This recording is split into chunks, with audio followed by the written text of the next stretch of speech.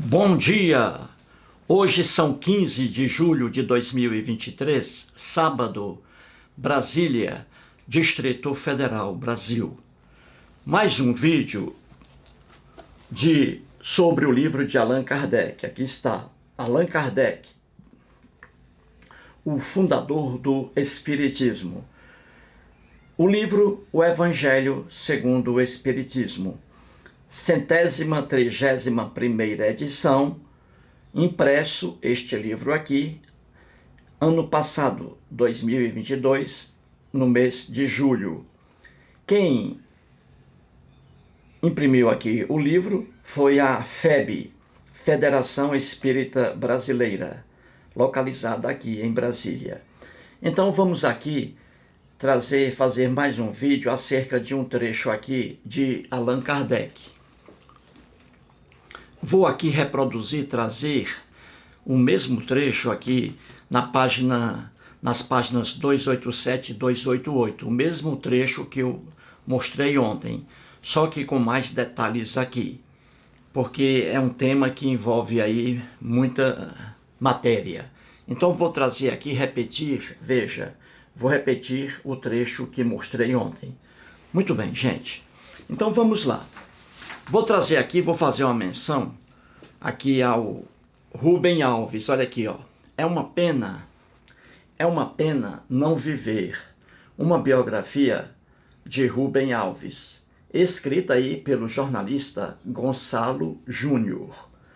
Uma biografia de Rubem Alves. Rubem Alves, eu acho que a maior parte da população brasileira conhece Rubem Alves, não é? Ele nasceu na cidade de Boa Esperança, lá em Minas Gerais. E ele já criado numa família, a família dele é família rica, depois ficou pobre, com a queda aí na Bolsa de Valores, o pai dele ficou pobre. Então uma família inteligentíssima, a família do Rubem Alves.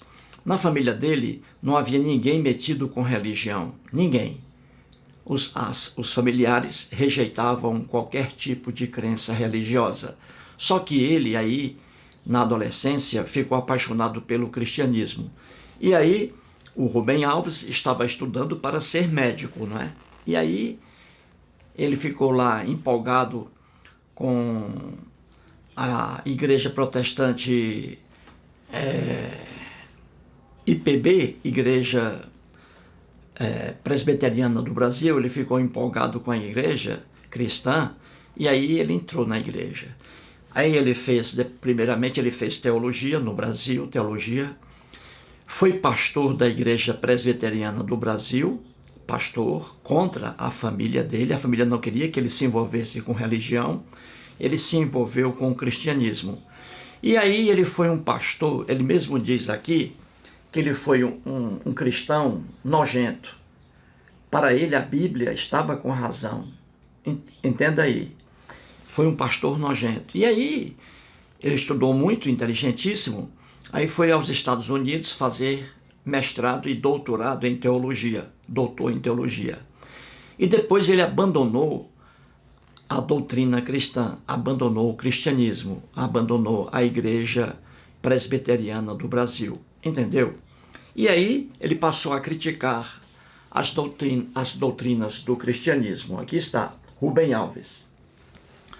Como eu estou tratando aqui do cristão espírita Allan Kardec, então eu vou trazer aqui duas passagens para você ver.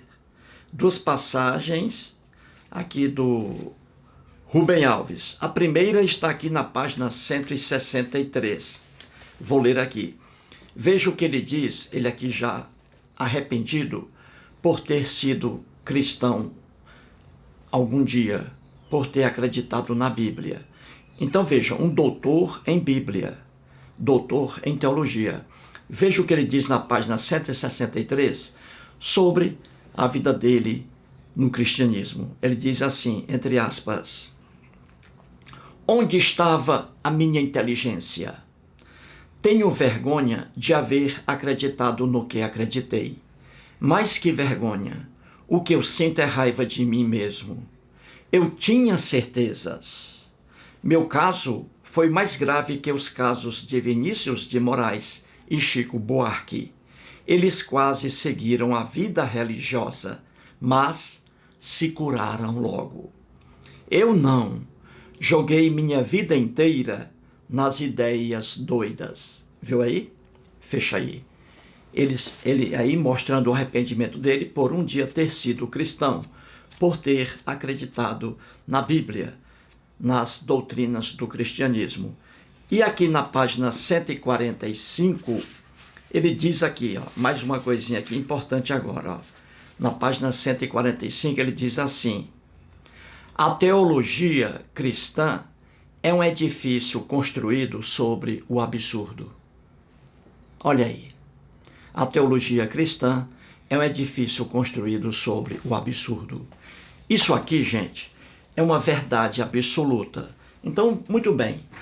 Daqui a pouco vamos entrar aí no trecho do Allan Kardec. Vou aqui ser sincero. Para uma pessoa ser cristã, não é preciso fé. Não, fé não. Para uma pessoa ser cristã, é preciso desonestidade intelectual. Porque a Bíblia é a prova. A Bíblia é o melhor livro de ateísmo do mundo ocidental. Então, para uma pessoa ser cristã, não é preciso ter fé, mas desonestidade intelectual. Então, muito bem. Antes de entrar no quadro, vou aqui ler os nomes das pessoas que apresentaram atestado de vida e que vão continuar recebendo a aposentadoria pelo INSS. Então vamos lá. E eu peguei aqui uma reclamação de uma pessoa. Vou aqui dizer quem é. Uma reclamação. Vamos lá. Então um abraço aí para Nádia Soares, Henrique Agostinho Silvério, Ângela Oliveira, Daniel Rodrigues, Pedro Pereira, Vilma Ferreira, Francalino Filho, Daniel Francisco, o Elton Bahia. O Elton Bahia, gente, ele foi evangélico e pastor de uma igreja cristã batista, o Elton Bahia. Hoje ele é um ateu convicto. Ele é engenheiro civil, é formado em física, tem pós-graduação em física, formado em engenharia civil e tem um mestrado também em engenharia. Repito, ele foi pastor evangélico da Igreja Cristã Batista e hoje é um ateu convicto, o Elton Bahia. Continuando aí, um abraço para José Hermes, o Everaldo, o Chapéu, que mora numa fazenda, não é? O Everaldo. O Everaldo, ele é discípulo do guru indiano Osho, que foi um guru muito inteligente, o Osho. O Everaldo tem todos os livros do Osho. Eu também aqui em casa tenho 6 livros do Osho. Viu aí, Everaldo? Um abraço para o Diogo Santana, para o Edson Martins, para o Vero Cati, o Antônio Carlos Bernardo, o Daniel Silva, Edu, Tadeu Pedro Fernandes Leite, Ademar Maquera, Carlos Otávio, Cideval Bahia, Edilina Silva. Um abraço para o Bruno Edson. Bruno Edson, ele mora no Maranhão e ele tem lá um comércio. Ele vende lá muitas coisas, inclusive o refrigerante Jesus. Refrigerante Jesus. E um abraço aí para o Bruno Edson. Um abraço para o Antônio Souza. Um abraço para o Paulo Mastromano. E o 26º aí a comentar em meu vídeo de ontem, a apresentar o atestado de vida, foi o Frestili Extreme.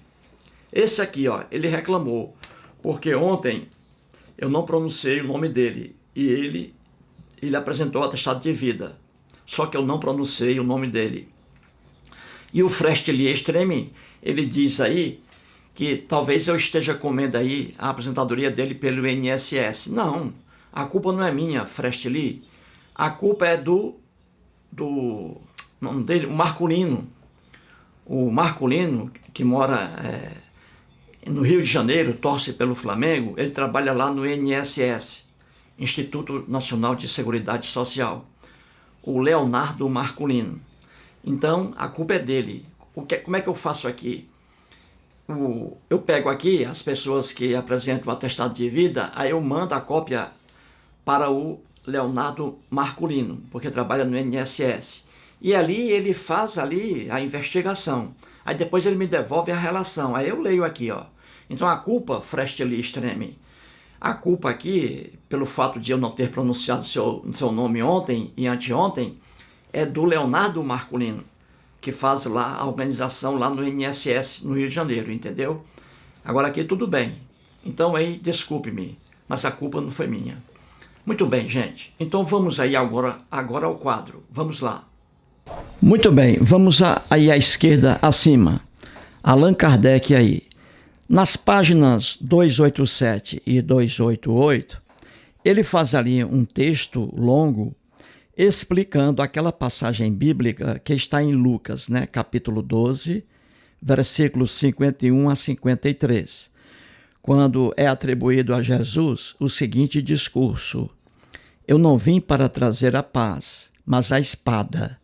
Eu vim para trazer divisão familiar, separar pai de filho, filho de pai, esposo de esposa, nora de sogra, sogra de nora e assim por diante. Mais uma passagem bíblica horrível atribuída ao próprio Jesus.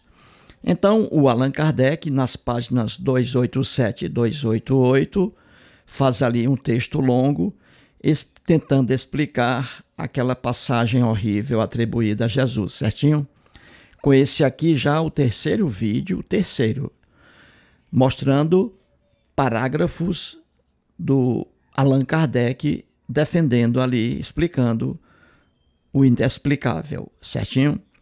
E ontem eu coloquei o que está aí, ó, do Allan Kardec, a mesma coisa, porque isso aí envolve muitos vídeos, né?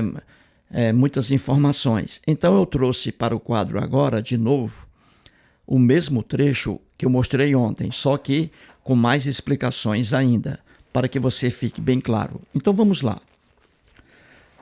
Nas páginas 287 e 288, o Allan Kardec diz assim: cabe a culpa à doutrina do Cristo? Não. De certo que ela formalmente condena toda a violência. Disse ele, ou seja, disse Jesus. Disse Jesus alguma vez a seus discípulos: ide, matai, massacrai, queimai os que não crerem como vós? Não. O Allan Kardec está dizendo aí que o Jesus que está presente nas lendas dos 4 evangelhos, Mateus, Marcos, Lucas e João, que esse Jesus aí condenava toda espécie de violência, que Jesus era somente amor, propagava o amor, a solidariedade, diz aí o Allan Kardec. Ele diz também que Jesus nunca disse a um de seus discípulos o seguinte: discípulos amigos, ide, matai, massacrai, queimai aquelas pessoas que não creem em mim. Então o Allan Kardec disse que Jesus jamais disse isso para os discípulos. Ora, olha, discípulos, vão ali, ó, queimem aquelas pessoas que não são como vocês, queimem aquelas pessoas que não acreditam em mim, na minha doutrina, queimem. Diz aí o Allan Kardec, Jesus nunca disse isso. Sim, na verdade, Jesus nunca disse isso ali nos 4 evangelhos, essa ordem direta para os discípulos. Só que Jesus fez coisa pior. Porque, gente, você tem que entender a Bíblia. Se você não estudá-la com profundidade, você não vai entender. Em primeiro lugar, você tem que ver que esse texto aí, atribuído a Jesus, que está nos evangelhos, esses textos não foram escritos hoje. Foram escritos há 2000 anos, num mundo muito diferente do nosso. Um mundo infestado de deuses, de ignorância, de diabos, demônios, de anjinhos, etc. Então, era uma época aí muito atrasada. Então, quando você estiver lendo textos dos 4 evangelhos, você está lendo textos que foram escritos há 2000 anos, a primeira coisa. E por que Jesus não mandou que os discípulos matassem pessoas e queimassem naquela época? Por quê? Por uma razão bem simples. Os cristãos faziam parte de uma seita, era uma seita cristã, formada ali por pessoas analfabetas, não sabiam ler nem escrever. Então você vê isso muito fácil nos 4 evangelhos. Então veja, por que Jesus não mandou matar pessoas naquele momento? Por quê? Simplesmente porque os cristãos não tinham força alguma. Eles não tinham o poder, entendeu? Eram pessoas fora do status social da época, pessoas muito pobres. Então essas pessoas que começaram essa seita cristã não tinham força alguma para matar nenhuma barata. Então é por isso que não há um discurso de Jesus mandando os discípulos matarem pessoas que não acreditavam em Jesus, entendeu? É por isso que os cristãos não são violentos nos 4 evangelhos. Só que acontece o seguinte, quando Jesus morreu, estou falando do Jesus lendário e não histórico, hein? Que histórico é nada, quase nada.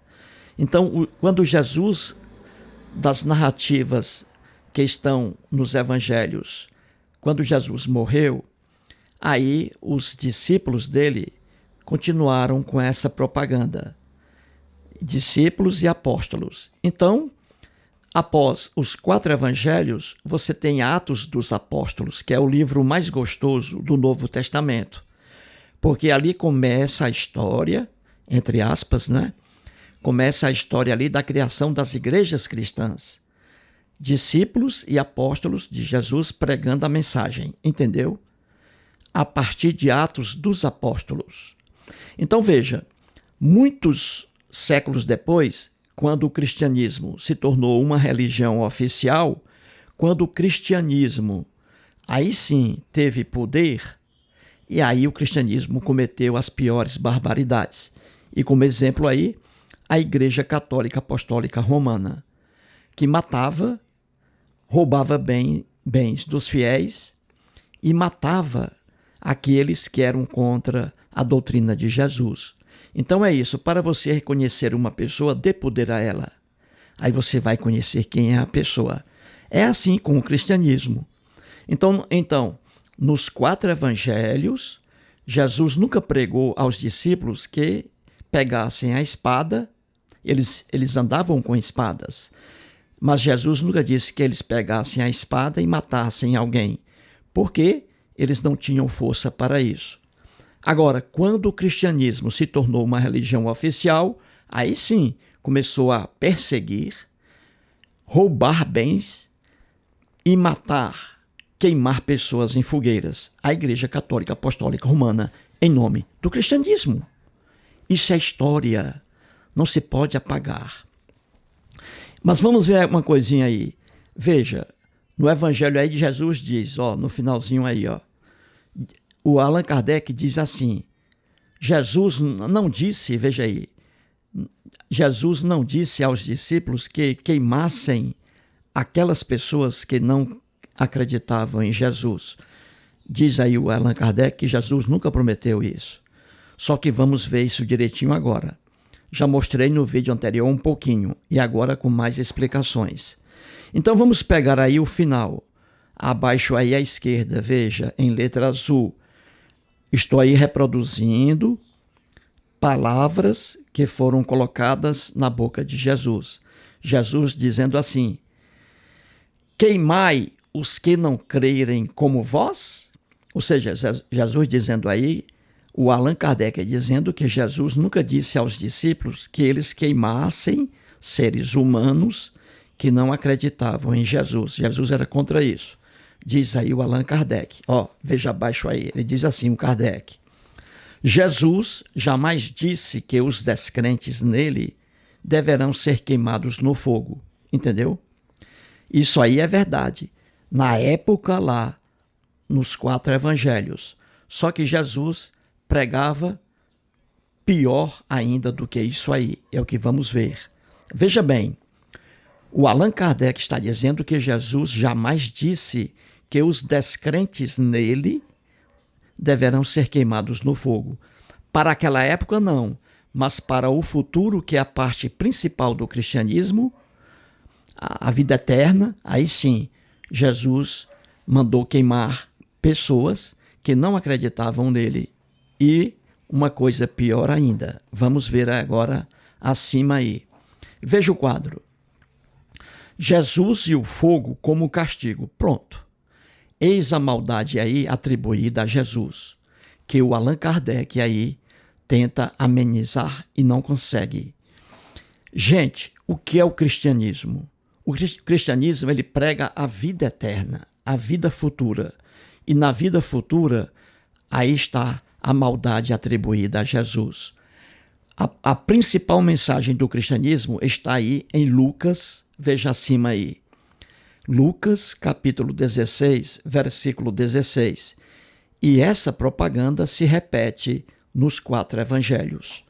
Aí Jesus diz, veja, depois da ressurreição, nunca houve ressurreição. Jamais na vida, jamais no planeta Terra, uma pessoa ressuscitou. Isso é lenda. Jesus não ressuscitou, ninguém ressuscitou. Isso é lenda. Mas veja aí, após a ressurreição, Jesus voltou a viver, ele se encontrou com os discípulos e disse aos discípulos o que está aí, em Lucas, capítulo 16, versículo 16. Jesus disse assim: quem crer e for batizado será salvo. Quem, porém, não crer será condenado. Veja, viu aí? Então veja, o Allan Kardec diz que em vida, Jesus jamais mandou os discípulos queimarem pessoas que não acreditavam nele. Só que Jesus prometeu essa maldade aí e, pior ainda, o fogo eterno, sofrimento eterno para as pessoas que não acreditavam nele. E aí está, em Lucas capítulo 16, versículo 16. Jesus dizendo: quem, porém, não crer em mim, olha aí, quem, porém, não crer em mim, será condenado. Condenado a quê? No futuro, depois da morte, será condenado eternamente no fogo do inferno. Veja agora aí, à direita, Mateus, capítulo 25, 41. Jesus aí dando orientações de como seria aí o dia do juízo final, com a volta do Messias. E Jesus aí pregando novamente o fogo eterno. Veja, está escrito assim: então o rei dirá também aos que estiverem à sua esquerda: apartai-vos de mim, malditos, para o fogo eterno, preparado para o diabo e seus anjos. Veja também embaixo aí Mateus, à esquerda, no quadro, Mateus, capítulo 13, versículos 41 e 42. Novamente aí Jesus pregando aí a maldade, né? O castigo pelo fogo eterno. Jesus diz assim: mandará o Filho do Homem os seus anjos, que ajuntarão do seu reino todos os escândalos e os que praticam a iniquidade, e os lançarão na fornalha acesa. Ali haverá choro e ranger de dentes. Então veja, Jesus aí preparava, ameaçava as pessoas que não acreditavam nele, ameaçava com uma violência incomparável depois da morte, ameaçava as pessoas com o castigo eterno, uma loucura, o fogo eterno, uma maldade sem fim. Então, quando Allan Kardec diz que Jesus só pregava o amor, o Allan Kardec está sendo profundamente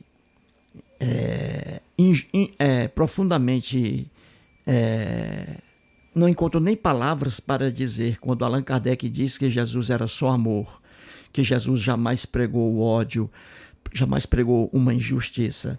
Isso é para você rir muito, é para você rir muito. Então veja agora aí só uma comparação para que você entenda melhor. Veja aí no quadro à direita, Jesus e uma comparação com a justiça brasileira. Veja aí. Uma pergunta aqui que eu faço. Quem é mais justo aí? Quem é mais justa, a doutrina do cristianismo? Jesus. Quem é mais justo aí? Jesus ou a justiça brasileira? Quem é que aplica a justiça aí? Se você olhar direitinho, claro que justiça aí só na justiça brasileira, com as leis do Brasil hoje. Então veja, Jesus aí, na época lá dos 4 evangelhos, Jesus propagava o quê, gente? Veja lá, quem crer em mim será salvo. Quem, porém, não crer será condenado. Condenado ao fogo eterno do inferno, depois da morte. Então veja, condenar uma pessoa, veja, e principalmente condenar uma pessoa eternamente a sentir dor, sofrimento terrível, com fogo, isso é uma tortura incomparável. Então veja, Jesus e justiça brasileira aí. Veja que Jesus defendia a tortura eterna, apenas para aqueles que não acreditavam em sua doutrina, entendeu? Existe terror pior que isso aí, gente? Isso aí, veja no quadro, é uma injustiça e uma maldade sem fim. Ver pessoas queimando eternamente, sofrendo eternamente, porque apenas não acreditaram em Jesus. Isso é de uma maldade sem fim, e essa maldade é atribuída a Jesus. Está lá nos 4 evangelhos o mesmo discurso. Tortura eterna para aqueles que não acreditarem em Jesus.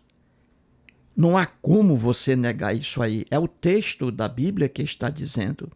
Se você mudar esse sentido aí, você está deturpando o texto bíblico, estuprando o texto bíblico. Entendeu? Então veja aí, Jesus e justiça brasileira. Jesus pregava a tortura eterna. Uma loucura, uma maldade sem fim. Pessoas queimando eternamente, sofrimento eterno, não porque eram estupradores, não, apenas porque não aceitaram a doutrina de Jesus. Entendeu, gente? Então, Jesus aí, nos textos atribuídos a ele, nos 4 evangelhos, pregando a tortura eterna. Agora veja a justiça brasileira aí como é justa. A tortura nas leis brasileiras é proibida. Você não pode torturar uma pessoa. É proibido torturar. É proibido torturar. A tortura é uma coisa tão bárbara que a justiça brasileira coloca a tortura como crime hediondo e imprescritível. Não prescreve jamais. Se uma pessoa no Brasil torturar outra, essa pessoa será processada, condenada e presa. E ela sendo presa não pode ser solta, porque é imprescritível e inafiançável. É inafiançável, não existe fiança, a pessoa fica presa, e é imprescritível, não prescreve jamais. A pessoa pode passar 40 anos fora do Brasil, quando voltar será presa. A tortura, pois, na justiça brasileira, é um crime tão bárbaro, tão cruel, que é um crime hediondo, inafiançável e imprescritível. É proibido. Se uma pessoa torturar outra no Brasil, isso aí vai sair nas televisões, a pessoa será processada, condenada e presa. A tortura é um crime horrível, a tortura.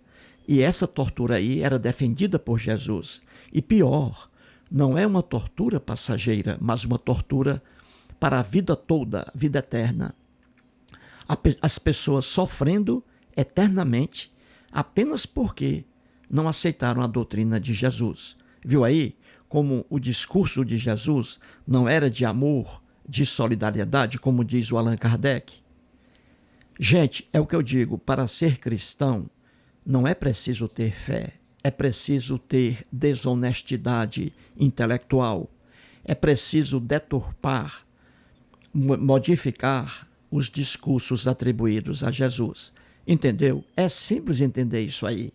Então veja, veja uma coisa, quando acontece uma tortura aqui no Brasil, sai nas televisões, é muito comum isso aí, pessoas, principalmente negras, serem torturadas ali durante um certo tempo, durante 1 hora apenas, pessoas ali, negras, serem torturadas em mercados por aí, não é? A gente vê muito isso aí. Muitos supermercados já foram processados aí, condenados, né? Por causa de torturas, né? É muito comum a gente ver isso aí, pessoas no Brasil também sendo torturadas. E é uma tortura ali durante 1 hora, 2 apenas.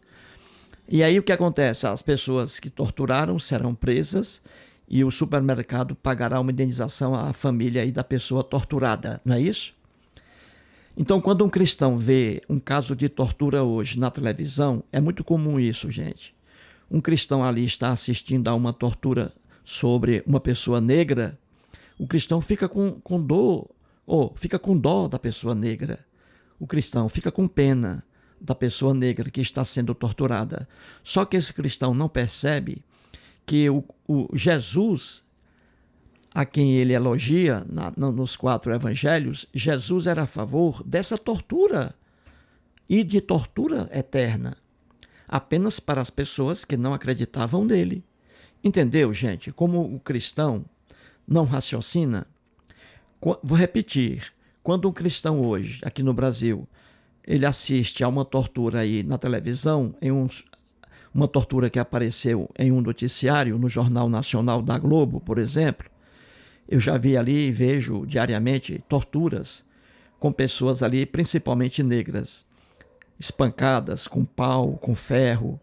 Então veja, quando um cristão hoje vê uma tortura pela televisão, um fato, um evento que ocorreu realmente, o cristão fica com pena da pessoa torturada. Fica.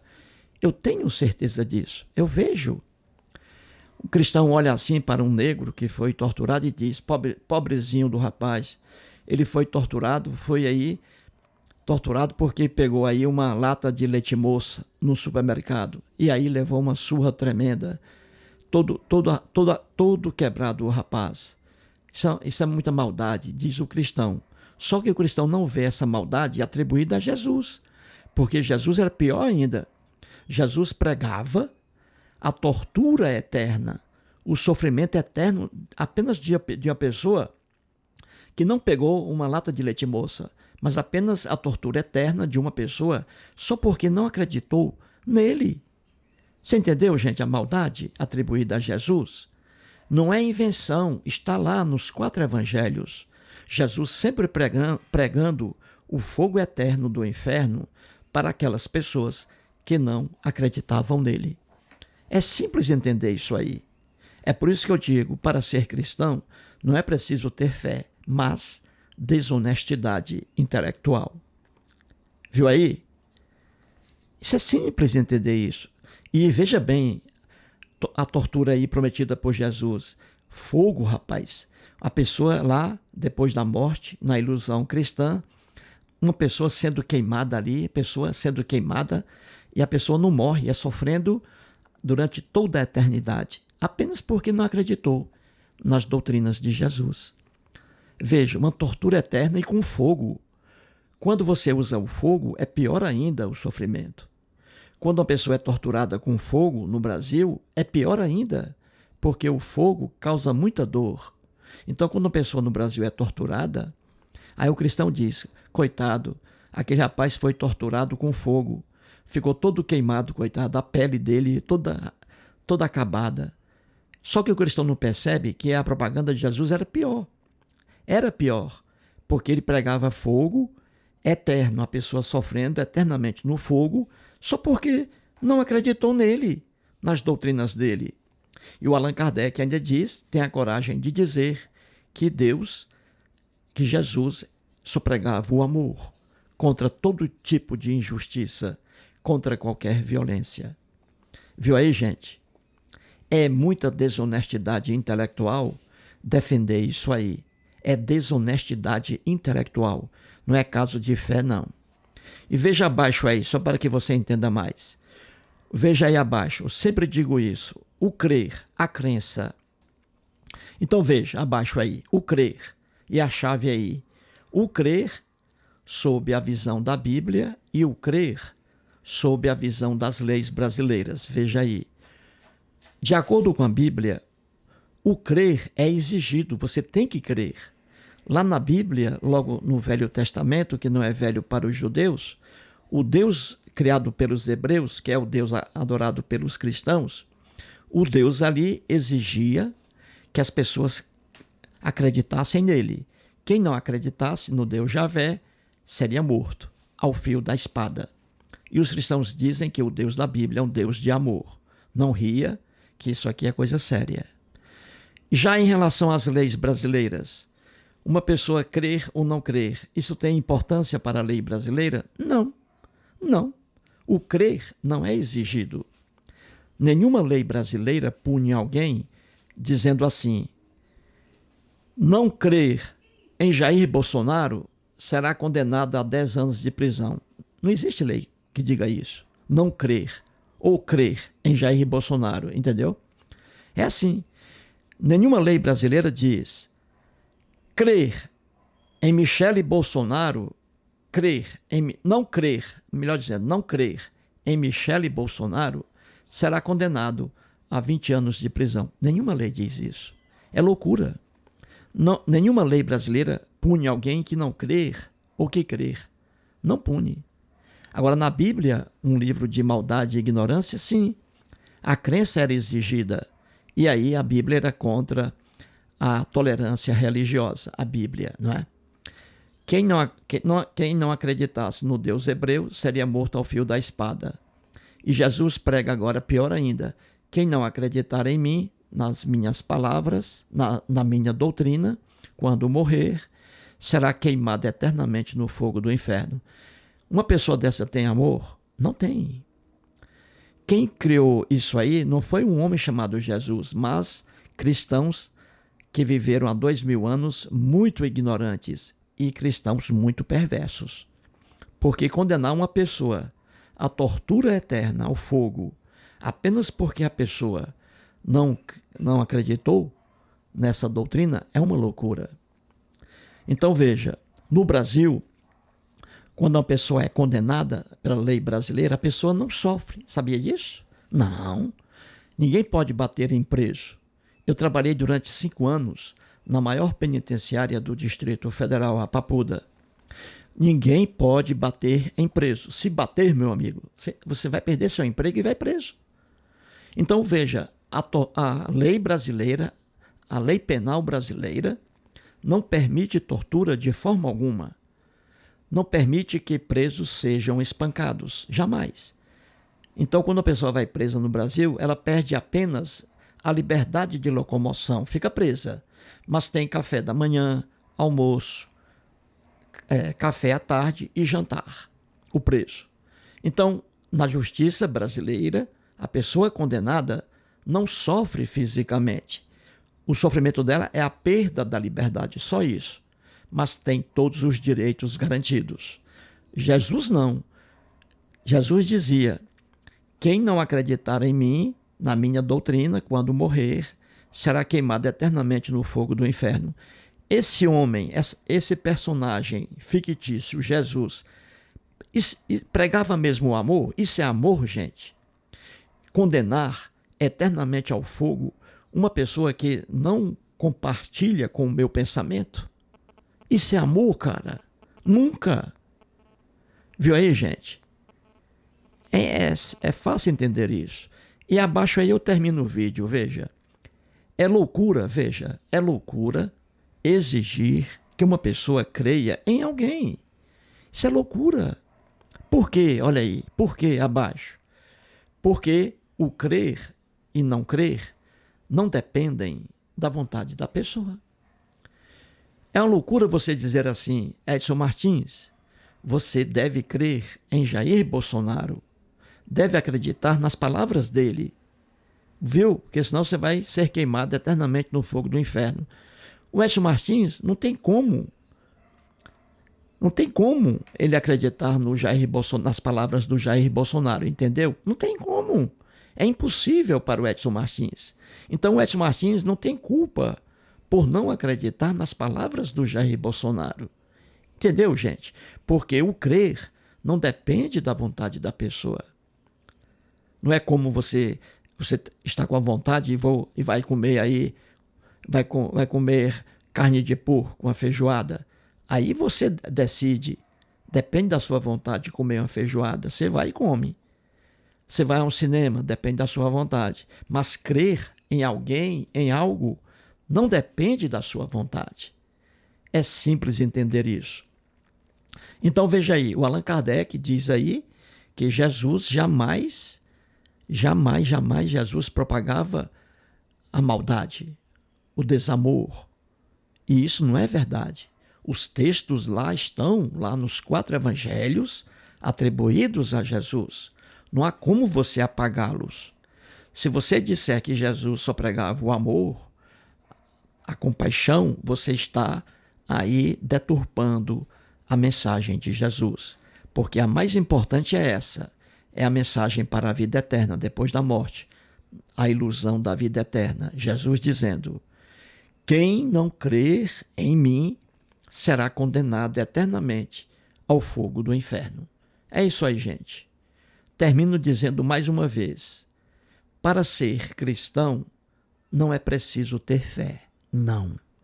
É preciso ter desonestidade intelectual. Mais um vídeo e muito obrigado.